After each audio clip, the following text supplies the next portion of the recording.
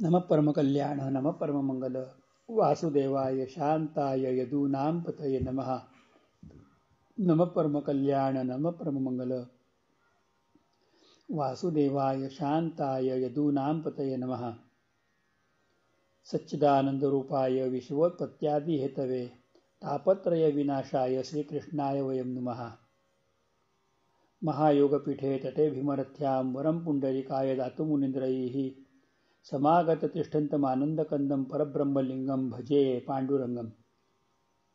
रुक्मिणी पांडुरंगांचे चरणी साष्टांग गणवत असो. भगवान गोपाळकृष्ण परमात्म्यांचे चरणी साष्टांग गणवत असो. समर्थ सद्गुरुनाथांच्या चरणी अनंत कोटी साष्टांग गणवत असो. सद्गुरूंना वंदना करून आज आपण मार्गशीर्ष महिन्यातल्या ह्या एकादशीच्या निमित्ताने एका सुंदर अभंगाचं चिंतन करूयात. अभंग जगद्गुरु तुकोबाराय महाराजांचा आहे आणि अतिशय प्रसिद्ध असा गाथ्यातील अभंग आहे. अभंगात तुकोबाराय महाराज आम्हाला सांगतात,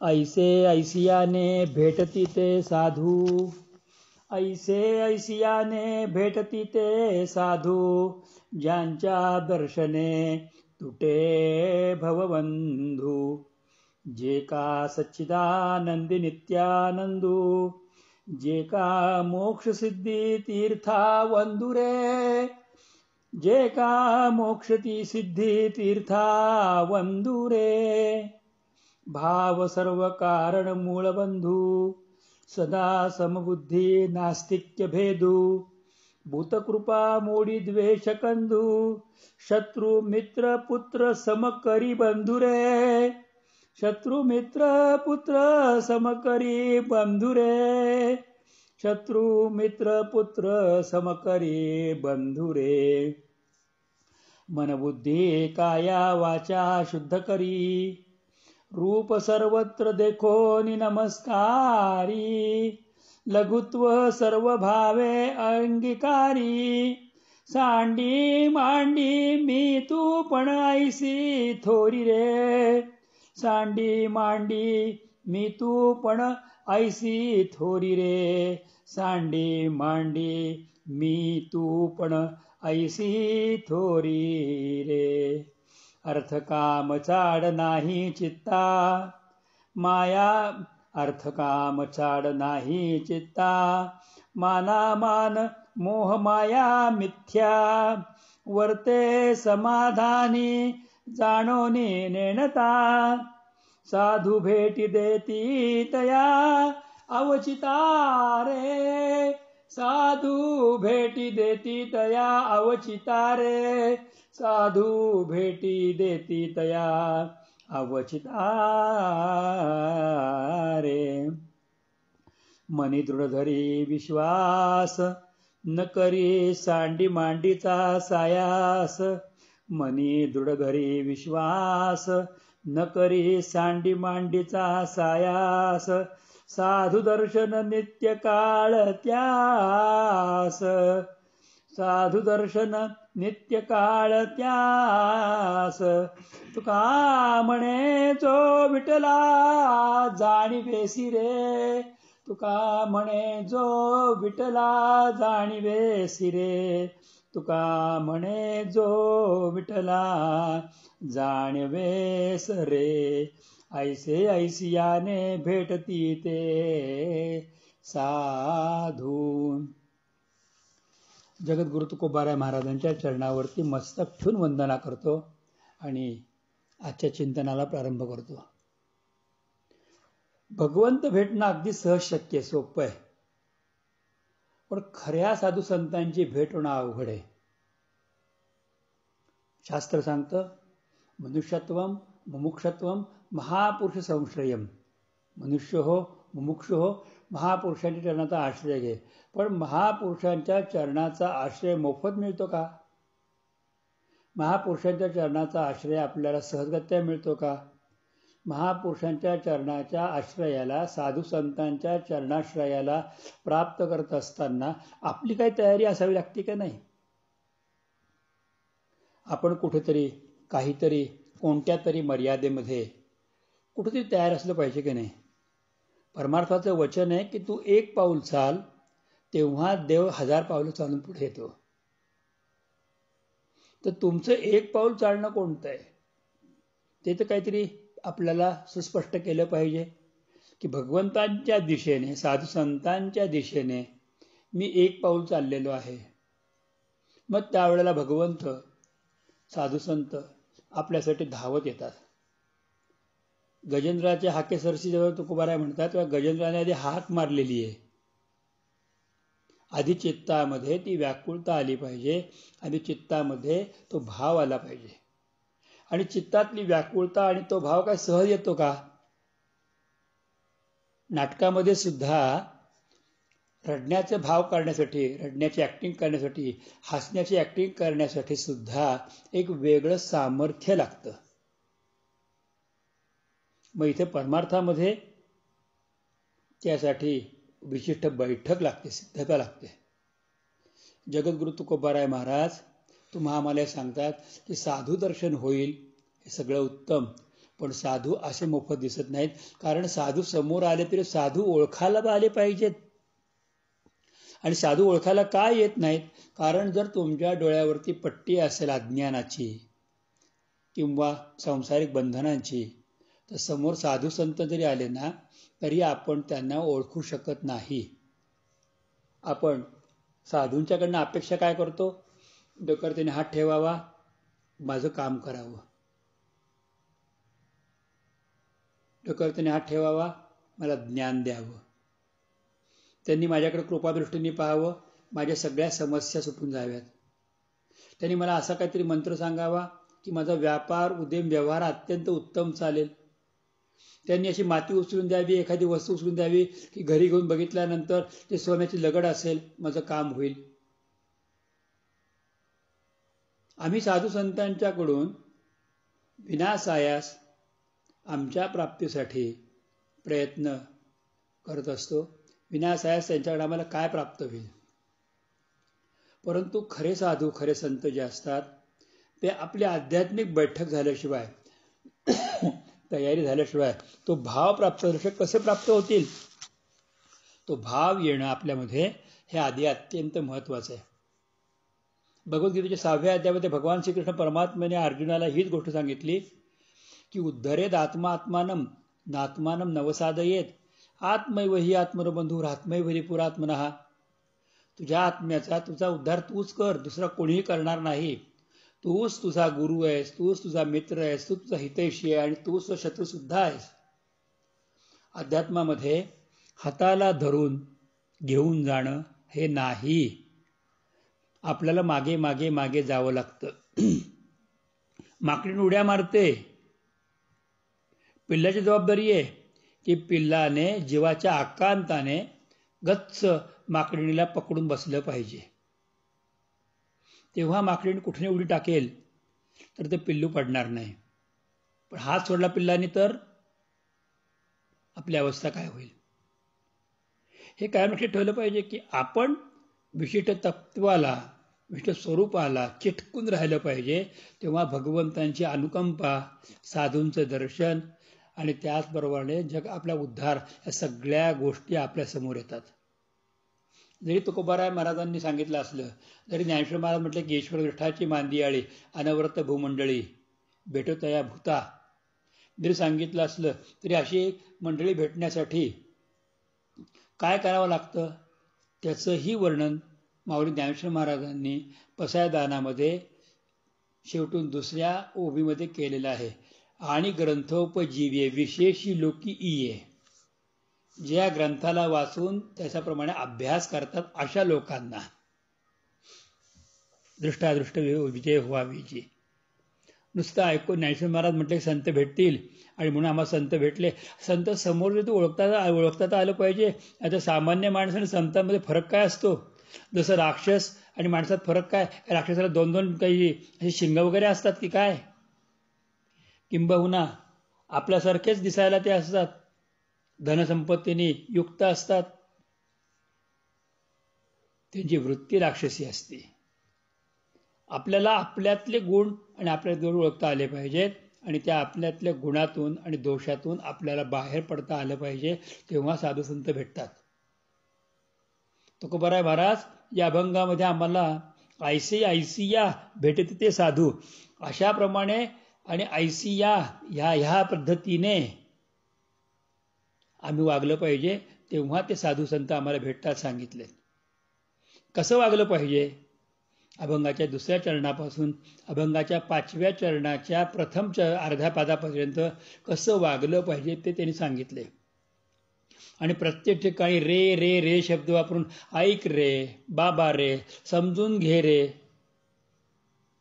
असं करत तुकोबाराय महाराज अक्षरशः हाताला धरून पुढे ओढत आहेत. कसं वागलं पाहिजे, काय केलं पाहिजे, साधू कसे भेटतील, साधूमध्ये नेमके गुण काय आहेत तुकोबाराय सांगणार आहेत. पण तत्पूर्वी ऐसे ऐसी याने तुमच्याकडे हे गुण असतील तरच तुम्ही या पद्धतीने साधू संतांना पाहू शकता आणि ओळखू शकता. पहिलं काय आहे, पहिलं स्वरूप तत्व काय आहे, तर भाव सर्व कारण मूळ बंधू. तुम्हाला साधू संतांना प्राप्त करण्यासाठी पहिल्यांदा तुमच्यामध्ये हा भाव पाहिजे. सर्व कारण मूळ, सगळ्यातलं मूळ कारण कोणतं असेल तर भाव पाहिजे. नाहीतर पुष्कळ असं होतं की महाराज रागवले की महाराजांची दोस्ती सुटली. तोंडावरती गोडगोड बोलणारे आणि तोंडावरती खोटं वागणारे माणसं जगामध्ये सगळ्यात जास्त आहेत. काही काळ त्यांची सद्दी चालती, नक्कीच चालती, पण अंतिमतः त्यांना ना परमार्थ प्राप्त होत, ना संसारामध्ये यश येत. त्यांच्या या खोट्या वागण्याने ते कायम मनाने शरीराने अडचणीत राहतात, आजारी राहतात, मनाने शरीराने अडचणीत राहतात कायम प्रत्येक गोष्टीने. सर्वाला कारण एकच आहे, तो भाव. तो भाव कोणता आहे? भाव सर्व कारण मूळ. तुकोबाराय महाराज पहिलं सांगतात की भाव सर्व कारण मूळ. या मुळाच्या गोष्टीकडे परीक्षा घ्या, रूट कॉज शोधून काढा, नेमकं काय हा भाव कोणता आहे ते तुम्ही नीट समजून घ्या. कारण त्याच्याशिवाय तुम्हाला ते स्वरूप कळणार नाही. मग काय केलं पाहिजे, कोणता भाव पाहिजे? तर ज्याप्रमाणे भगवद्गीतेच्या मध्ये भगवान कोणाला भेटतात हे 12व्या अध्यायामध्ये 35 क्वालिटीज ऑफ द भक्ता, भक्ताच्या 35 अवस्था किंवा भक्ताच्या 35 गुणांचं वर्णन भगवंतांनी केले. तसं तुकोबाराय महाराज या अभंगामध्ये भक्तांच्याकडे त्यांनी प्रेमाने आणि विशेषत्वाने जोपासायच्या गोष्टी कोणत्या आहेत त्यांची यादी सांगितली. यादीत काय म्हणतात की सदा समबुद्धी. पहिली गोष्ट, तुमची समबुद्धी जाऊ देऊ नका. तुकोबाराय म्हणतात समबुद्धी जाऊ देऊ नका. ज्ञानेश्वर महाराज म्हणतात समबुद्धी घेता समान श्रीहरी. तर समबुद्धीचा अर्थ असा आहे की आमच्या बुद्धीमध्ये कधीही विकारांना आम्ही येऊ द्यायचंच नाही. आम्ही प्रयत्नपूर्वक सगळ्या गोष्टी चांगल्या आहेत हे गृहीत धरून पुढे जायचं. मग ज्या गोष्टी चांगल्या नसतील त्या आपोआप बाजूला पडतात. ज्याप्रमाणे पुढे चालत चालत चालत जात असताना आपल्या पायाच्या चवड्याने जमिनीला मागं ढकललं जातं, म्हणजे भूतकाळ मागं ढकलला जातो आणि भविष्य काळासाठी पुढचं पाऊल पुढे पडतं. त्याला म्हणतात समबुद्धी. आपण प्रयत्न करत पुढे जायचं, मागे जे पडेल ते मागे पडेल, आपल्याला पुढे जायचे, समबुद्धीने जायचे. हे पहिली गोष्ट लक्षात ठेवली पाहिजे.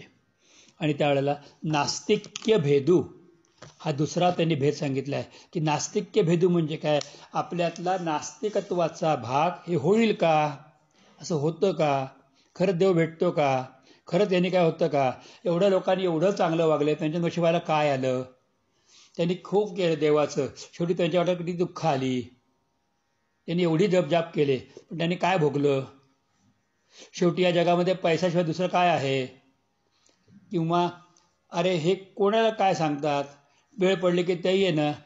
तुकोबारायचाच एक अभंग आहे की तुका म्हणे संन्याशी माद्यानीला तोंडवासी, 12 वाजता जेवायला काय कोणी घालत नाही, आपल्याला काय लागतं, तत्वज्ञान काय पोट भरत नाही. या सगळ्या विचारांच्या आंदोलनाला नास्तिकवाद म्हणतात, नास्तिक्य भेद म्हणतात. या नास्तिके भेदापासून साधकाने स्वतःला वाचवायचं असतं. तिसरी गोष्ट कोणती सांगितली? त्यांनी सांगितलं भूतकृपा मोडी द्वेषकंदू. तिसरी गोष्ट सांगितली भूतकृपा. भूतकृपा शब्दाचा अर्थ असा आहे की सर्व प्राणी मात्रांवरती तुम्ही दया करा. सगळ्या प्राणी मात्रांवर तुम्ही दया करा. तुम्ही एकावरती एकावर एक असे करू नका. आपलं परक मानू नका. सगळ्या प्राणी मात्रांवर दया करा. आणि काय करा तर मोडी द्वेष कंदू. कंदू म्हणजे कांदा, म्हणजे मूळ. आपल्यामध्ये द्वेषाचं जे मूळ कांदा आहे ना आतमध्ये अडकलेला, की ज्या द्वेषाच्या मूळ कांद्यामुळे अहंकार बोसला जातो, अहंकार पोसला जातो. तो द्वेषाचा कांदा उपटून फेकून दिल्याशिवाय आपल्याला भेदबुद्धी जाणार नाही, आपल्यामध्ये आस्तिक भाव येणार नाही, भूतकृपा येणार नाही. सगळ्यात मोठा त्रासदायक आहे तर हा द्वेषाचा कंद म्हणजे मूळ, म्हणजे तो कांदा. हा द्वेषाचा हा भयानक त्रास देणार आहे. बरं मायबाप हो, हा द्वेषाचा कंद हा भयंकर त्रास देणार आहे. हा कंद असा की फुटवे फुटतच राहतात. किती कापा, कितीही कापा, कितीही कापा, याला फुटवे फुटतच राहतात. उसाची तरी तिर्री होते की पहिली कापणी, दुसरी कापणी, तिसरी कापणीपर्यंत उसाची पेरणी राहते.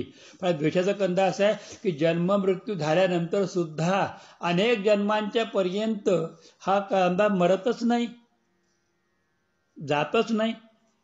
हे पहिलं समजून घ्या. आणि पुढे म्हणतात की शत्रू मित्र पुत्र समकरी रे बंधुरे. समकरी बंधुरे. हे बंधू कोणाला म्हटले तर आत्म्याला बंधू म्हटले. तुम्हा आम्हाला म्हणून म्हटले आत्मैवही आत्मनो बंधू. आम्ही आमचे बंधू आहोत. आम्ही पहिल्यांदा काय केलं पाहिजे तर शत्रू मित्र पुत्र स्वजन विजन गोत्रज समाजजन सगळ्यांना एक मानण्याचा प्रयत्न केला पाहिजे. एक हरी आत्मा जीव शिव सम वाया तू दुर्गमी न घाली मन. पहिल्यांदा तुम्ही ही तयारी करा, ही पहिली तयारी करा. तुकोबाराय महाराज पुढच्या चरणामध्ये म्हणतात की मन बुद्धी काया वाचा, ही 4 गोष्टी सांगितली. हे चतुष्टय सांगितलं. मन बुद्धी काया आणि वाचा हे चतुष्टय आहे. या चतुष्टयाकडे फार बघावं लागतं बारकाईने. पहिल्यांदा काय तर मनाला शुद्ध करण्याचा प्रयत्न करा, बुद्धीला शुद्ध करण्याचा प्रयत्न करा, कायेला शुद्ध करण्याचा प्रयत्न करा आणि वाचेला शुद्ध करण्याचा प्रयत्न करा. मन शुद्ध भगवत चिंतनाने होते, बुद्धी शुद्ध अखंड संतचरित्र वाचण्याने होते, काया शुद्ध सेवेनी होते आणि वाचा शुद्ध नामसंकीर्तनाने होते. या गोष्टी तुम्ही पहिल्यांदा करा. आणि तुम्ही हे केल्यानंतर मन बुद्धी काया वाचा शुद्ध करी, हे पहिली गोष्ट. आणि हे केल्यानंतर रूप सर्वत्र देखोनी नमस्कारी. सर्वत्र नमस्कारी मजे एकाते किंवा जे जे भेटे भूत ते ते मानिजे भगवंत. हा भक्तियोग विषय जाण माझा सांगणारे ज्ञानेश्वर महाराज इथं तुकोबाराय आम्हाला हे सांगतात की सर्वत्र देखोनी नमस्कारी. तुकोबारायचे एक अभंग फार प्रसिद्ध आहे. त्यामध्ये म्हणतात की एक एका लोटांगणी जाती रे निर्मळ चित्ते झाली नवनी ते पाषाण पाजर फुटती रे. सर्वत्र देखोनी नमस्कारी.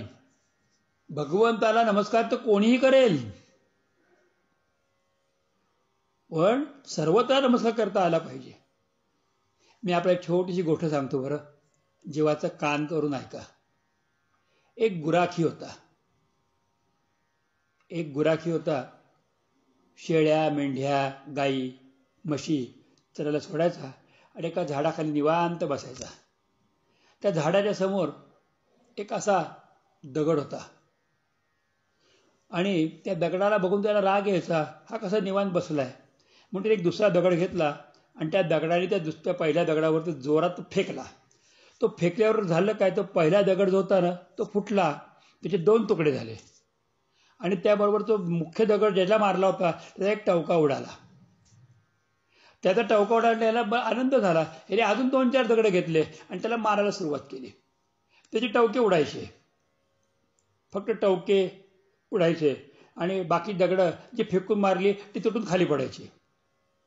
असं करता करता संध्याकाळ होईपर्यंत दगडं खूप मारली आणि संध्याकाळ झाल्यानंतर तुटलेल्या दगडांचा खस पडला होता आणि त्या दगडाचे पण खूप टवके उडाले होते.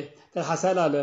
चल आपल्या गायी गेल्या समजून तो उठला आणि त्या गायींना घेऊन प्राणीमात्रांना आपल्या घेऊन घरी गेला. दुसऱ्या दिवशी सकाळी काही लोक तिकडे जात असताना त्याने झाडाखाली तो टवकेवढ्याला दगड बघितला आणि एकाला कोणातरी त्या दगडामध्ये भगवंतांच्या मूर्तीचा साक्षात्कार झाला. आणि तो म्हटला, अरे याची तो देवाची मूर्ती दिसतीये, ही स्वयंभू मूर्ती आहे, काळपर्यंत नव्हती, काळ इथे दगड होता, आज ती स्वयंभू मूर्ती झाली. मग लगेच त्याने गावात सांगितलं, पालखी आणली, पालखी तो दगड ठेवला, वाजत गाजत नेलं, एका ठिकाणी चौरंगाची स्थापना केली, लोक वर्गडी झाली. पाहता पाहता 2-3 महिन्यामध्ये मंदिर उभं राहिलं आणि लोक त्या दगडाची मूर्तीची पूजा करू लागले. खरोखर त्याला मूर्तीचा आकार आला होता. आणि मग नंतर ठरलं नारळ फोडायची. नारळ फोडायला कुठले, तर ते झाडाखालीच गेले आणि तुटलेले दगड आणले आणि तिथं ठेवला आणि त्याच्यावर नारळ फोडायचा. किंवा तुटलेल्या दगडाच्या साहाय्याने कवटी फोडायची नारळाची आणि त्याचं खोबरं काढायचं. एक दिवशी संध्याकाळची वेळ झाली आणि ते तुटलेला दगड जो आहे तो तुटका दगड आतल्या दगडाला म्हणतो, अरे मी तुझ्यावरती आपटलो, मी तुकडा होऊन इथं पडलो, तुझे बाकी लोक पूजा करतायत, काय म्हणायचं लोकांना. त्याला तो आतला म्हटला की मी असा तुटत गेलो की तुटता तुटता मूर्ती झाली आणि तो असा फुटत गेलास की फुटता फुटता फुटता तुझा नारळ फोडायसाठी गोटा झाला. मी तुटलो पण मी मूर्ती झालो आणि तू फुटलास आणि गोटा होऊन बसलास. हीच गोष्ट श्री संत तुकोबाराय महाराज आम्हाला पुन्हा पुन्हा सांगतात की बाबांनो, की तुम्ही भगवंतासाठी संसारातल्या प्रत्येक गोष्टीला, दुःखाला, येणाऱ्या आघाताला, सगळ्या सोसायचं शिका. त्यातून तुम्ही ते आघात सोसता सोसता तुमच्या आतमधली सात्विकाची मूर्ती बाहेर येईल आणि तुमचे अनुभव जे वाईट अनुभव आहेत ना, ते खाली पडलेले, ते पडलेले अनुभव जे आहेत ते कदाचित ते अनुभव उद्या जर अरे आम्हाला काय झालं रे, आमच्यामुळे तर, पण तुझ्यामुळे जरी झालो तरी मी घडलो आणि तुम्ही बाकी दारामध्ये पडलेले आहात. आम्हाला तुकोबाराय महाराज हीच गोष्ट पुन्हा पुन्हा समजून सांगतात की तुम्ही या पद्धतीने पुढे जा, तेव्हा तुम्हाला कळेल की मनबुद्धी काया वाचा शुद्ध करी, रूप सर्वत्र देखो नमस्कारी आणि लघुत्व सर्व भावे अंगीकारी. तुम्ही तुमच्याकडे लघुत्व घ्या. लहानपण देगा देवा मुंगी साखरेचा रवा, मोठेपणा घेऊ नका, लघुत्व घ्या. मारत्यात मारू द्या, तुटते तुटू द्या, आपल्यातली मूर्ती बाहेर काढा. लघुत्व सर्व भावे अंगीकारी. तुम्ही तुमच्यामध्ये लघुत्व घ्या, गुरुत्व घ्यायला जाऊ नका, कोणी कोणाचे गुरु बनायला जाऊ नका. तर तुम्ही सामान्य व्हा आणि सामान्य होऊन तुम्ही उपभोग घ्या भगवंताचा परमार्थाचा. ऐरावत रत्न थोर त्या अंकुशाचा मार, हे कधीही विसरता येणार नाही. तर लघुत्व सर्व भावे अंगीकारी. आणि काय करायला पाहिजे यासाठी, तर सांडी मांडी मी तू पण ऐसी धोरी रे. सगळ्या एवढं होण्यासाठी तुम्हाला एक केलं पाहिजे की सांडी मांडी मी तू पण, तुमच्यातल्या मीपणाला तुम्ही सांडा आणि तुमच्या सद्गुणांना तुम्ही मांडा आणि ऐसी थोरी करा. त्या दगडातलं ज्याप्रमाणे अनावश्यक भाग गेल्यानंतर मूर्ती तयार होते, तसं गुराख्याने फेकून मारलेल्या दगडामुळे छिलके उडाले, पण त्यातून भगवंताचं दिव्यत्व तयार झालं. आपली मूर्ती अशी तयार करा, सांडी मांडी मी तू पण आणि ऐसी थोरी रे. हे थोरपण मिळवा, हे थोरपण मिळवा. खरोखर हे थोरपण मिळवा ही खूप महत्वाची गोष्ट आहे. तुकोबाराय महाराज पुढे म्हणतात की अर्थकाम चाड नाही चित्ता. हे असं घडण्यासाठी तुम्हाला काही पथ्य पाळावे लागतील. तर तुम्ही चित्तामध्ये अर्थ आणि काम या 2 गोष्टींना प्राधान्य देऊ नका. अर्थ काम चाड नाही चित्ता. चाड तुझी चाड आहे, त्याच्यावर माझं मन अडकतं. तुम्ही तुमच्या जीवनामध्ये अर्थ आणि कामनेला फार महत्त्व देऊ नका.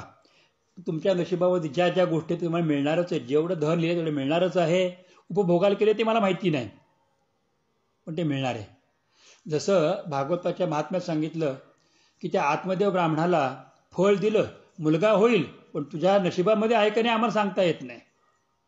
तसं तुम्हाला धन पाहिजे मिळणारच आहे. कामना जेवढी तुमच्या नशिबामध्ये जेवढं काम आहे तेवढं तुम्हाला भोगायला मिळणारच आहे.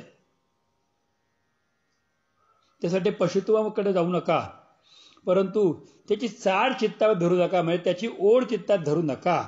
अर्थ काम चाड नाही चित्ता आणि माना मान मोह माया मिथ्या. तर तुम्ही तुमच्या मनामध्ये मान अपमान आणि मोह ही माया म्हणजे हे मायेचे मुख्य पदार्थ हे खोटे गोष्टी आहेत, याचा तुम्ही अभिमान बाळगू नका. तर तुम्हाला लवकर परमार्थाचे अधिकारी बनता येईल. आणि वर्ते समाधानी जाणवणे नैन्यता. वर्ते समाधानी एकनाथ महाराज म्हणतात की हरितया सांभाळी अंतर्बाह्य किंवा पतिलक्ष्मीचा जाणत असे, हे जे कोणी समजून घेतं ना आणि त्याच्यात तो वर्ते म्हणजे वागतो समाधानाने जाणवणे नेणता, तो समाधानाने जाणीवपूर्वक वागतो आणि नेणता होतो आपल्या झालेल्या मान अपमान दुःखाला लक्ष देत नाही. असं ज्यावेळेला होईल ना त्यावेळेला ज्यावेळेला तुमची एवढ्या गोष्टी पूर्ण होतील त्याला आपोआपच साधू भेटी देती तया अवचिता रे. तर त्याला भेटायला साधू स्वतः चालत येतील, त्याला साधूंकडे जावं लागणार नाही. तुकोबाराय म्हणतात माघ शुद्ध दशमी पाहून गुरुवार केला अंगीकार तुका म्हणे. मला जावं लागलं, ते आले शोधत शोधत, संत शोधत शोधत येतात, साधू शोधत शोधत येतात, गुरु शोधत शोधत येतात, कारण हा तयार आहे, त्याला भगवत कृपाची आवश्यकता आहे. गुरुकृपा आपोआप त्याला प्राप्त होते, हे अजिबात विसरता कामा नये. तर साधू भेटी देती तया अवचिता रे. त्याला साधू भेट देतील अवचित अनपेक्षितपणे. पण साधू म्हणजे नेमके कोण असतात त्याचं वर्णन आता अभंगाच्या पहिल्या चरणातल्या 3 ओळीमध्ये आहे. मग साधू कोण येते तर साधू कसे आहेत की ज्यांच्या दर्शने तुटे भवबंधू, ज्यांच्या केवळ दर्शनाने तुमच्या जन्ममृत्यूचा भव बांध सगळं तुटतो सुटतो, पुन्हा कधीही या वाटेला यावं लागत नाही. जे का सच्चिदानंदी नित्यानंदू, जे ते सच्चिदानंद रूप आहे विश्वोत्पत्ती हे तवे त्या भगवंतांच्या चरणी एक रूप असतात आणि त्या आनंदामध्ये अखंड असतात. जे का मोक्षसिद्धी तीर्थावंदुरे, की जे मोक्ष आणि सिद्धीचे तीर्थ असतात, की ज्यांच्या जवळ गेला तरी मोक्ष ते आपल्याला देऊन टाकतील आणि ज्यांचे चरण हे तीर्थ आहेत. गुरुचरणाची माती त्याची माझी भागीरथी, त्यांचे चरण हे तीर्थ आहेत की ते तीर्थास्पदम शिववीरांची नूतम शरण्यम, ते तीर्थास्पद आहेत, त्यांचे चरण तीर्थ आहेत. असे साधू भेटी देती तया अवचिता रे. त्याला स्वतःहून भेटायला येतात, कुठलाही विशेष प्रयत्न करावा लागत नाही. की ज्यांच्या दर्शनाने भवबंध तुटतात, जे सच्चिदानंद निमग्न असतात, जे नित्य आनंदामध्ये असतात, किंबहुना जे मोक्ष आणि सिद्धी ज्यांच्या समोर लोटांगण घालत असते ते तीर्थ, त्यांचे चरण तीर्थ आहेत. असे साधू ते भेटी देती तया अवचिता रे, ते तुम्हाला भेट देतात आणि असे तुला भेट देतील. काळजी करू नकोस, तुझ्याकडे जेवढं वैराग्य तेवढंच बाळग आणि तेवढ्या वैराग्याच्या माध्यमातून तू पुढे पुढे जा. खूप नाही, तुझ्याकडे थोडंसं आहे ना, थोडंसंच कर. दिवसभर देऊ शकत नाही ना, चालेल, दिवसाचा थोडा वेळ, 5 मिनिटं, 2 मिनिटं, 4 सेकंद तेवढेच दे, पण एक कर. मनी दृढ धरी विश्वास, मनामध्ये दृढ विश्वास धारण कर आणि न तरी सांडी मांडीचा सायास, न करी सांडी मांडीचा सायास. मी आज हे सोडून देतो, हे नंतर करतो. आज सोडायचं, उद्या परत धरायचं, उद्या नवीन काहीतरी धरायचं, परवा काहीतरी सोडायचं. याला धरू का त्याला सोडू. आज हे साधू भेटले बरं वाटलं, उद्या ते साधू भेटले बरं वाटलं, एकदा यांच्याकडे एकदा त्यांच्याकडे, ह्याचं ऐकू त्याचंही ऐकू. हे सांडी मांडीचा सायास म्हणजे प्रयत्न. सायासे करशी प्रपंचनिसी म्हणजे प्रयत्न प्रपंचात करतात ते. तर ते न मनी दृढ धरी विश्वास, न करी सांडी मांडीचा सायास. जो कोणी मनामध्ये दृढ विश्वास धरतो आणि एकच चरण पकडून राहतो, तुकोबाराय महाराज त्याच्या भाग्याचं वर्णन करतात. साधू दर्शन नित्य काळ त्यास. अशा साधकाला साधूंचं दर्शन नित्य काळ आहे. त्याला जे जे भेटताना ते तसे साधू भेटतात, त्याला नित्य दर्शन देतात. आणि तुका म्हणे जो विठला जाणीवे सरे, तुका म्हणे जो विठला जाणीवे सरे. तुका म्हणे जो विठला जाणीवे सरे. तुका म्हणे जो विठला जाणीवे सरे. मग त्यावेळेला साधू भेटल्यानंतर आपोआप बाह्य जाणीवातून तो बाहेर येतो. म्हणजे बाह्य जाणीवा कोणत्या? तर हा माझा, तो माझा नाही, हा परका आहे, हा माझा आहे, हा शत्रू आहे, हा मित्र आहे, हा पुत्र आहे, हे मन आहे, म्हणजे मला हा विचार आला, ही माझी बुद्धी आहे, ही माझी काया, हे माझी वाचा, हा लहान आहे, हा मोठा आहे. या सगळ्या जाणीवा, या जाणीवेतून तो विटला, म्हणजे जाणीवेतून बाहेर आला. म्हणजे त्याला आता सर्वत्र भगवंतांचं दर्शन व्हायला लागलं. ज्याप्रमाणे नामा म्हणे खेचर पायी, आणि गुरु वाचून दैवत नाही, खेचर भेटल्यानंतर सर्व गोष्टी मिळाल्या. तशी ही गोष्ट तुकोबाराय म्हणतात की ज्याला खऱ्या साधूचं दर्शन होतं, गुरुचं दर्शन होतं, त्याला मग आपोआप तो जाणीवेतून विटतो. त्याला कुठल्याही प्रकारची बाह्य वृत्ती जाणीव त्रास देत नाही. पण कोणाला? ताईसे ऐसियाने भेटती ते साधू, ऐसे ऐसियाने भेटती ते साधू. असं केल्याने साधू भेटतील की तुम्ही तयार झालात तर. कसं? तर तुम्ही तयार व्हा. कारण सगळ्यात पहिला भाव तुमच्यामध्ये बाळगा, भगवत भाव बाळगा, सर्व बुद्धी करा, नास्तिक भेद सोडून द्या, सगळ्या लोकांवरती प्रेम करा, शत्रू मित्र पुत्र सम माना, मन बुद्धी काया वाचा शुद्ध करा, भगवंताचं रूप सर्वत्र बघून सगळ्यांना नमस्कार करायला शिका, आणि स्वतःला लहानपण तुमच्याकडे घ्या. दुर्गुणांना तुम्ही सोडून द्या आणि सद्गुणांची थोरवी हृदयात धारण करा. अर्थ आणि काम याला महत्त्व देऊ नका. मान माया मोह याच्यापासून तुम्ही बाजूला व्हा आणि समाधानाने जगण्याचा प्रयत्न करा. असे जे कोणी करतात त्यांना साधू स्वतःहून भेटायला येतात. ते साधू कसे असतात? तर ते समबुद्धीचे असतात. त्यांच्या केवळ दर्शनानेच भवबंधन तुटतं. ते सच्चिदानंद रूपामध्ये सदैव एकरूप असतात. ते नित्य आनंद स्वरूप असतात. ते मोक्षाचे स्वरूप असतात. त्याने दर्शनाने मोक्ष होतो. ते सर्व तीर्थांचे सिद्धांचे भांडार आहेत, किंबहुना त्यांचे चरण तीर्थस्वरूप आहेत. असे साधू तुम्हाला भेटतात. आणि असे साधू दर्शन करत असताना तुम्ही जर या पद्धतीने वागला तर अशा साधूंचं नित्य काळ दर्शन तुम्हाला होईल. आणि असं दर्शन व्हायला लागलं तुकोबाराय म्हणतात मग आपोआपच बाह्य दोषांचा निचरा होईल आणि अंतरंगात आणि बाहेर दोन्हीकडे एकच मूर्ती प्रकट होईल. आणि ती मूर्ती म्हणजे श्रीहरी श्रीहरी श्रीहरी. त्या श्रीहरी चरणावरती मस्तक नमस्कार करूयात. त्या पांडुरंगाला प्रार्थना करू की मी प्रयत्न करतो, मला यश मिळू देत, तुझी कृपा राहू देत. तुझी कृपा राहिल्यानंतर मी या सगळ्या प्रकारातून प्रयत्नपूर्वक बाहेर येण्याचा प्रयत्न करतो. मी पुढे येतो. मला खऱ्या गुरूंची भेट होऊ देत, माझ्या सद्गुरूंची भेट होऊ देत. त्यांच्या चरणावर मस्तक मला ठेवून नमस्कार करू देत. आणि माझ्या मस्तकात त्यांचा हात पडल्यानंतर मी आपोआपच बाह्य जाणीवेतून बाहेर येऊन तुझ्याशी एकरूप होणार आहे. पांडुरंगा पांडुरंगा पांडुरंगा, हे श्री पांडुरंगा, माझा तुला नमस्कार असो. पुंडलिका वरदे हरी विठ्ठल श्री ज्ञानदेव तुकाराम श्री पंढरीनाथ भगवान की जय. माऊली ज्ञानेश्वर महाराज की जय. जगद्गुरु तुकाराम महाराज की जय. श्री गुरु गोविंद महाराज की जय. श्री सद्गुरु केशवदत्त महाराज की जय. सद्गुरुनाथ भगवान की जय. सर्व संतन की जय. तत्सत कृष्णार्पणमस्तु. गोपाल कृष्ण भगवान की जय. सर्वांना माझा अत्यंत विनयाने प्रेमपूर्वक जय श्री कृष्ण, जय श्री कृष्ण, जय श्री कृष्ण.